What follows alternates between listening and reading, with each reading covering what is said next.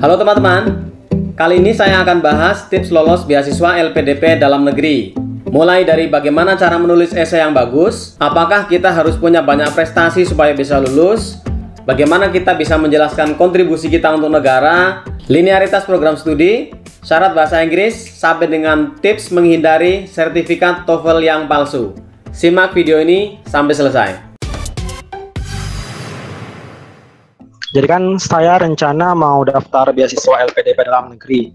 Nah, tadi kan salah satu berkas yang akan kita submit ketika administrasi kan ada personal statement, proposal studi, dan lain-lain kan. Sebenarnya seberapa penting sih Pak hal tersebut? Kan itu kan nantinya hanya di checklist saja. Apakah mungkin nanti di bagian wawancara mungkin kita akan ditanyakan kembali terkait hal tersebut? Pertanyaan kedua terkait personal statement juga Pak. Nah, situ kan kita diharapkan untuk menuliskan pengalaman organisasi atau prestasi yang mungkin relevan dengan jurusan kita. Nah, misalnya nih Pak, saya nih orang-orang biasa saja.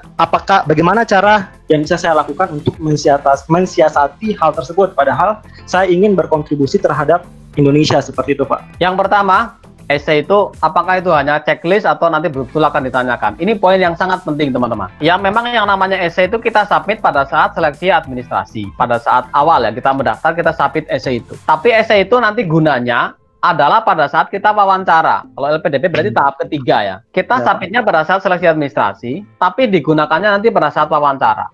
Ini yang kadang-kadang sering menjadi terjebak seolah-olah gitu ya. Pada saat seleksi administrasi kita nyiapkan esai seadanya, mendadak, nanti kita sudah bersusah payah melewati tahap, sudah lulus administrasi, susah payah di tahap kedua SBK, tapi karena esai itu dibuat sembarangan, nanti pada saat wawancara kejebak sendiri. Karena apa? Pada saat wawancara inilah esai kita akan dibuka kembali, akan ditanyakan kembali, akan dikonfirmasi kembali. Jadi wawancara itu intinya adalah mengkonfirmasi apa-apa yang sudah kita tulis di dalam esai. Makanya tadi saya tekankan, esai ini bikinnya nggak sebentar. Dan itu banyak yang kemudian menganggap seolah-olah ini hanya sebagai checklist persyaratan. Yang penting ada itu. Enggak. Justru esai ini bisa menjadi bumerang kalau kita tidak siapkan dengan bagus dan hasil kerja kita bisa sia-sia gara-gara esai ini. Karena apa? Esai ini disiapinnya di awal, tapi dipakainya di akhir. Pada saat wawancara itulah kita akan ditanya tentang esai ini. Kontribusi kamu apa? Kemudian kenapa kamu pantas diterima? Itu semuanya kan kita tuangkan di esai. Nah, itu semuanya akan dikonfirmasi pada saat kita wawancara. Jadi bukan cuma checklist. Esai itu sama sekali bukan cuma checklist. Beasiswa yang lain juga rata-rata seperti itu. Beasiswa Chevening juga begitu. Submit esai pada saat administrasi. Tapi nanti pada saat wawancara, ya esai kita itulah nyawanya. Yang membedakan kandidat kita dengan yang lain adalah esai itu. Kemudian yang kedua terkait dengan prestasi atau aktivitas organisasi gitu ya. Itu yang namanya prestasi tidak harus diterjemahkan dengan yang namanya sertifikat.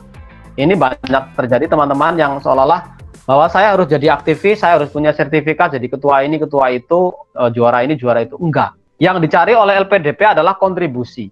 Kontribusi itu tidak harus dalam bentuk prestasi, sertifikat, kejuaraan, atau ketua dan sebagainya. Misalnya hal sederhana begini. Apa sih kontribusi yang bisa kamu berikan untuk teman-teman misalnya? Di dalam esai kita jelaskan. Di sekolah saya atau di kampung saya pernah ada sebuah seminar, forum diskusi misalnya. Di situ saya jadi moderator, saya memimpin diskusi berjalan lancar dan peserta diskusi sukses lah gitu ya. Itu sudah yang namanya prestasi kontribusi. Saya bisa memimpin diskusi dengan lancar sampai dengan selesai, itu sebuah prestasi. Saya berguna bagi orang, ya saya merencanakan forum ini kemudian menjalankan sampai dengan selesai berhasil, itu sebuah kontribusi. Gitu. Jadi jangan diterjemahkan yang harus selalu tumpukan sertifikat yang banyak. Bahkan itu bisa jadi bumerang kalau kita tidak bisa menjelaskan kamu juara ini dan juara itu gunanya apa buat orang lain. Itu bisa jadi bumerang. Kita malah bisa terjebak itu. Ya kamu pinter buat diri kamu sendiri, LPDP tidak mencari orang seperti itu. LPDP kemarin mencari orang LPDP tidak mencari orang pinter, intinya itu. LPDP mencari orang yang mau memberikan kontribusi. Meskipun kontribusinya sangat kecil, kontribusinya dalam skala sangat lokal, itu tidak masalah. Kita harus mencari ya yang relevan. Kenapa? Ya inilah yang dicari sama LPDP. Kita harus fokus di situ. Itu kita tuangkan di dalam esai, kita tuliskan dengan bagus, dan tadi kontribusi itu tidak harus dalam bentuk aktivis kita dalam bentuk yang skala besar, yang organisasi yang formal gitu ya, enggak gitu ya, harus jadi ketua ini ketua itu, enggak. Tadi hal-hal yang kecil yang sudah kita kerjakan yang betul-betul bisa memberikan manfaat bagi orang-orang, meskipun yang kita kasih manfaat itu enggak harus massa, nggak harus banyak orang. Komunitas kecil pun yang sudah kita berikan kontribusinya itu layak untuk diceritakan. Persyaratan beasiswa dalam negeri, kalau kita belum punya TOEFL atau IELTS, masih ada peluang nggak untuk kita bisa daftar? Teman-teman, kalau untuk persyaratan beasiswa, ini jawaban saya tidak bisa digeneralisir. Dalam arti, apakah saya tidak punya TOEFL itu masih bisa daftar apa enggak? Itu nggak bisa digeneralisir, karena tadi, masing-masing beasiswa itu persyaratannya berbeda-beda. Tapi umumnya, bahkan saya bilang hampir semuanya gitu ya, itu akan mensyaratkan persyaratan itu. Baik itu diminta di awal maupun bisa ditunda. Jadi misalnya seperti beasiswa AS, beasiswa LPDP gitu ya. Ada jenis beasiswa tertentu yang pada saat awal itu persyaratannya tetap ada, tapi tidak terlalu tinggi. Tapi tetap aja harus ada. Baik itu diminta di awal maupun diminta di tengah, itu saya melihat secara umum ya, itu hampir semuanya mensyaratkan adanya persyaratan itu. Tapi ini jangan kemudian dijadikan penghalang ya teman-teman, bahwa kemudian wah saya harus belajar bahasa ini gitu kan, karena tadi semua beasiswa, semua kampus itu rata-rata hampir mensyaratkan adanya persyaratan itu. Jadi itu persyaratan yang boleh dibilang sudah lazim lah gitu, akan diminta. Tapi poin saya adalah jangan dijadikan itu sebagai kendala, bahwa saya nggak mau cari beasiswa kalau yang ada skor persyaratan bahasanya, wah itu akan sulit itu. Ya karena hampir semuanya akan mensyaratkan. Solusinya adalah kita belajar. Solusinya ya belajar bahasa Inggris. Terserah mau belajarnya TOEFL, mau belajar IELTS, mau belajar TOEIC, belajar apa, yang intinya adalah belajar. Dan saya sudah membuktikan bahwa bahasa Inggris itu sesuatu yang bisa dipelajari. Meskipun itu tidak sebentar tadi ya, tapi bisa dipelajari. Saya dulu nggak bisa bahasa Inggris, saya belajar bahasa Inggris hampir 2 tahun ya. Saya belajar bahasa Inggris sejak 2014, waktu itu saya baru bisa dapat beasiswa tahun 2016. Tapi ketika teman-teman itu punya komitmen, punya kemauan untuk belajar, itu saya yakin bisa. Saya dulu nggak bisa bahasa Inggris, tapi kemudian saya kuliah di Inggris, bisa beradaptasi dengan bahasa Inggris, yaitu hal yang bisa kita pelajari. Jadi poinnya, tetap persiapkan bahasa Inggris, karena semua beasiswa itu hampir pasti dia akan meminta syarat itu. Yang pertama, skor TOEFL itu apa ada jangka waktu untuk berlakunya ya Pak? Kayak sertifikat bahasa itu semisal kita udah tesnya 2 tahun sebelum, tapi pas ngedaftar kita kan gagal. Apa di tahun setelahnya kita masih bisa pakai sertifikat TOEFL itu? Yang kedua, apa bedanya TOEFL sama IELTS? Nah terus yang ketiga, jikalau untuk studi S1 kita mengambilnya pendidikan yang beda, terus S2 yang kita mau ambil itu tidak linear atau tidak sama dengan S1, apakah dibolehkan? Yang pertama terkait dengan persyaratan bahasa ya. Persyaratan bahasa itu, sertifikat TOEFL itu di dalam sertifikatnya tidak ada menyebutkan masa berlaku, tapi di situ ada tanggal tes. Jadi misalnya kita tanggal tesnya kapan gitu ya. Tanggal tesnya 11 Juli 2020 misalnya. Pada saat kita daftar beasiswa itu nanti ada persyaratan bahwa tes TOEFL-nya itu diambil misalnya dalam 2 tahun terakhir. Maka ya kita harus menggunakan itu dalam waktu 2 tahun sejak keluarnya sertifikat itu atau tanggal tesnya itu. Jadi di dalam sertifikat TOEFL maupun IELTS itu tidak ada tulisannya sertifikat ini berlaku sampai dengan kapan, itu nggak ada. Yang ada hanya tanggal tesnya. Nah kita harus ngukur sendiri, harus ngitung sendiri.